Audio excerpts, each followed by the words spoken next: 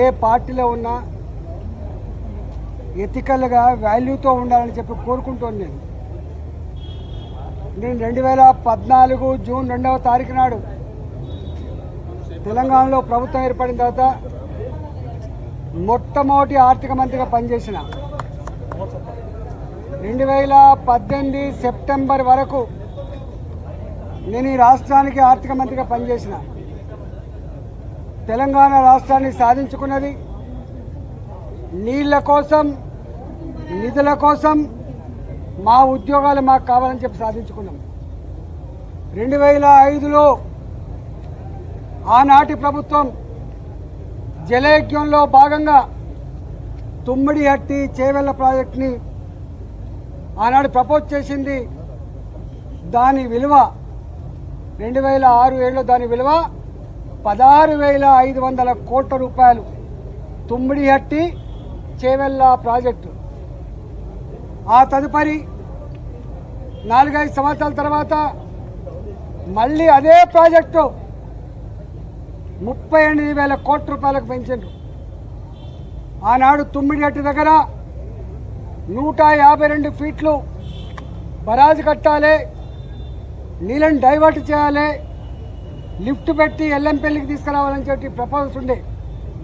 కానీ ఆనాడు మహారాష్ట్ర ప్రభుత్వం అభ్యంతరాలు చెప్పడం వల్ల ఆనాడు మహారాష్ట్ర భూములు మునుగుతైన నెపంతో ఆనాడు శాంక్చురీ పార్క్ ఉందని చెప్పి ఆనాడు 152 మీటర్ల నుంచి 148 మీటర్లు తగ్గించాలన్నప్పుడు తెలంగాణ అవసరాలకు ఆనాడు ప్రభుత్వం చేపట్టిన ప్రాజెక్టులకి 16,50,000 ఎకరాల నీళ్లు కావాలని, 10 టీఎంసీల నీళ్లు రూరల్ ఏరియాకు తాగునీళ్ళ కోసం కావాలని, 30 టీఎంసీల నీళ్లు హైదరాబాద్కి కావాలని, 15 టీఎంసీల నీళ్లు ఇండస్ట్రీస్ కావాలని చెప్పి అయితే కోరిండ్రో అవి ఫుల్ఫిల్ కావు అని చెప్పి CWC report, irrigation department report వచ్చినప్పుడు కేసీఆర్ గారు ఆనాడు ముఖ్యమంత్రిగా ఒక మంత్రివర్గ ఉపసంఘాన్ని వేసిండు. హరీష్ రావు గారి నాయకత్వంలో వారు ఆనాడు ఇరిగేషన్ శాఖ మంత్రి, నేను ఆర్థిక మంత్రిగా, అదేవిధంగా ఇవాటి మంత్రిగా ఆనాడు మంత్రిగా ఉన్నటువంటి తుమ్మల నాగేశ్వరరావు గారు ఆర్ఎండ్బి మంత్రిగా మంత్రివర్గ ఉపసంఘం వేసిండు.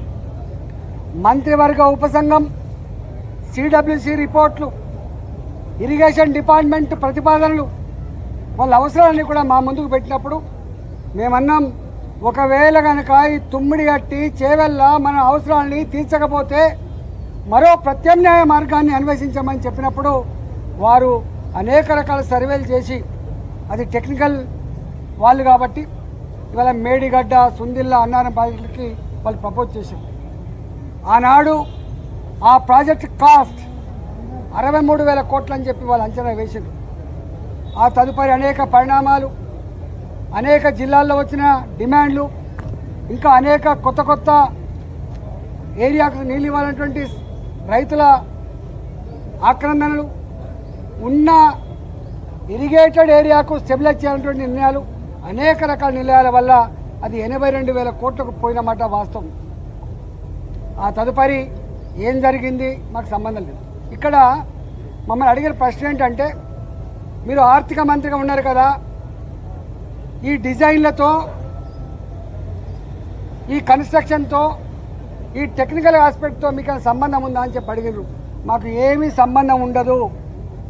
రెండో ప్రశ్న, వాళ్ళని కాళేశ్వరం స్పెషల్ పర్పస్ వెహికల్ అయితే పెట్టిండ్రో, కాళేశ్వరం ఇరిగేషన్ ప్రాజెక్టు కోసం ఒక కార్పొరేషన్ పెట్టిండ్రో, ఆ కార్పొరేషన్ రుణాల మీద మీకన్నా అధికారం ఉందని అడిగినారు.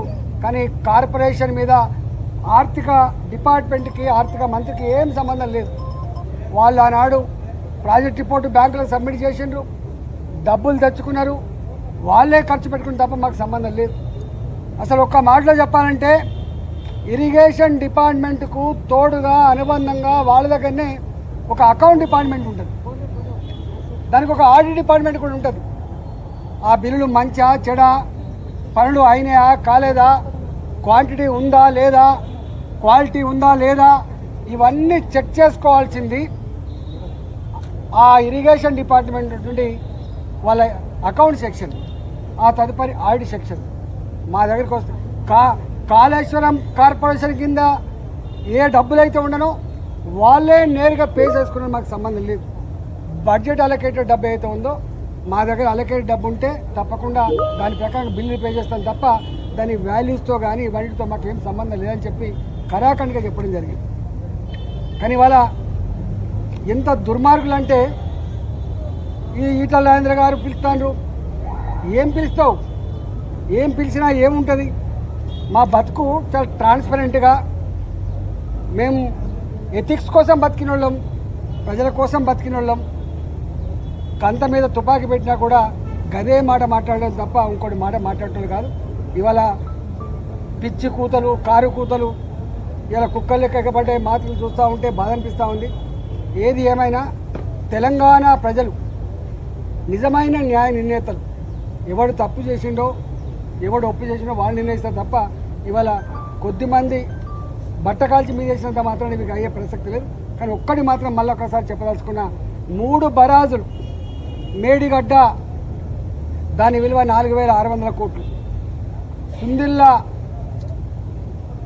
అదేవిధంగా అన్నారం ఒకదానికేమో 2,700 కోట్లు, ఒకదానికేమో 2,011 కోట్లు. నేను ఒకటే కాంగ్రెస్ పార్టీని డిమాండ్ చేస్తూ ఉన్నా. భారతీయ జనతా పార్టీ ఇప్పటికే చెప్పింది నిజాయితీగా ఉండాలని చెప్పి కోరుతుంది. పార్టీ ప్రభుత్వ ధనాన్ని దుర్వినియోగం చేద్దని చెప్పి కోరుతుంది.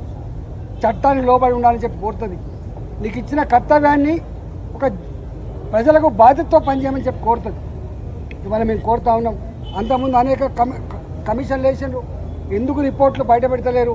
ఎందుకు చర్యలు చేపడతలేరు? నేను ఇక్కడ కూడా కోరుతున్నా. ఇప్పటికే సంవత్సరం గడిచిపోయింది. త్వరగా ఈ రిపోర్ట్ను బయటపెట్టండి. త్వరగా నిజంగా ఎవరు బాధ్యులవుతారో వాళ్ళ మీద చర్యలు తీసుకోవాలి తప్ప మీరు తాత్సారం చేసి బట్టకాల్చి మీదేసి వాటిగా రాజకీయ పంపం కట్టుకుంటా అంటే నిన్ను వదిలిపెట్టే ప్రసక్తి లేదు. తెలంగాణ సమాజం నిశ్చితంగా గమనిస్తూ ఉంది. నువ్వు ఏ ఆరోపణలు చేస్తూ ఉన్నావో, ఏ మాటలు మాట్లాడుతున్నావో ఇవాళ ఆ మాటలకు కట్టుబడి, ఆ ఆరోపణలకు కట్టుబడి రేపు ఆ రిపోర్ట్ను బయటపెట్టు. రిపోర్ట్లో ఏం నష్టం జరిగిందో, ఎన్ని వేల కోట్ల రూపాయలు దుర్వినియోగం జరిగినాయో, దానికి కారకులు ఎవరో, తప్పకుండా దోషులు ఎవరో శిక్షించ